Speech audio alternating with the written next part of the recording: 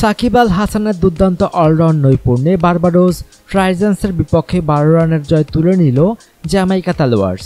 Caribbean premier লিগে বার্বাডোসের বিপক্ষে টানা 2টি ম্যাচ খেলে একটি জয় ও একটি হার দেখল জ্যামাইকা। প্রথমে ব্যাট করতে নেমে জ্যামাইকা নির্ধারিত 20 ওভার শেষে 5 উইকেট হারিয়ে 154 রান করে। জবাবে ইনিংসের শেষ বলে সব উইকেট হারিয়ে 142 রান তোলে বার্বাডোস। অ্যান্ড্রে ম্যাককার্থি হাফ সেঞ্চুরির পর 44 রানে অপরাজিত থাকেন সাকিব। এছাড়া মোহাম্মদ সামির অসাধারণ বোলিংয়ের পাশাপাশি সাকিবও ভালো বোলিং প্রদর্শনী করেন। যুক্তরাষ্ট্রের ফ্লোরিডায় জয়ের লক্ষ্যে খেলতে নেমে পাকিস্তানি বোলার মোহাম্মদ সামির বোলিং তোপে পড়ে বার্বাডোস। দলের হয়ে সর্বোচ্চ 33 বলে 62 রান করলেও দলকে জয়ের বন্দরে নিতে পারেননি কারেন পোলার্ড। সামি 4 ওভারে মাত্র 12 রানের বিনিময়ে 4টি উইকেট নেন। এছাড়া সাকিব, ক্রিসমাস সান্তোকি, ইমাদ ওয়াসিম ও কেসরিক্স উইলিয়ামস একটি করে উইকেট নেন।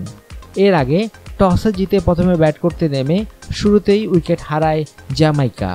অভিজ্ঞ কুমার সাঙ্গাকারা 12 রানে বিদায় নেন। তবে তৃতীয় ব্যাটসম্যান হিসেবে নামা ম্যাককার্থি দলের হাল ধরেন। তিনি 44 বলে 3টি 4 ও সমান ছক্কায় 60 রান করেন। আর শেষ দিকে বিশ্বসেরা অলরাউন্ডার সাকিব আল হাসানের ঝড় ইনিংসে ভালো সংগ্রহ পায় ডিফেন্ডিং চ্যাম্পিয়নরা। সাকিব 32 বলে 5টি 4 ও একটি ছক্কায় 44 রান করে অপরাজিত থাকেন।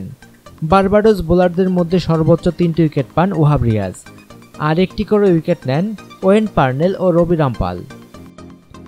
অনুগ্রহপূর্বক সংবাদটি শেয়ার করুন এবং দেশ বিদেশের সর্বশেষ খবর জানতে স্পোর্টস লাইট সাবস্ক্রাইব করে রাখুন। ধন্যবাদ।